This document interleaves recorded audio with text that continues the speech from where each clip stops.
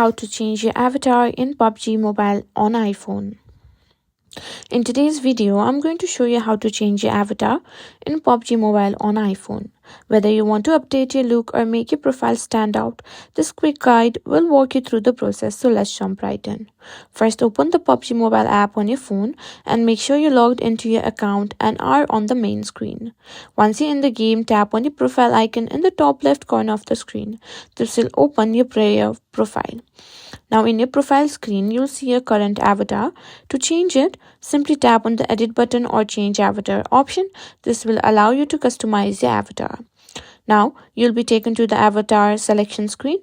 You can choose either from the default avatars provided by PUBG Mobile or upload a custom image if you have one. Simply select the avatar you want to use.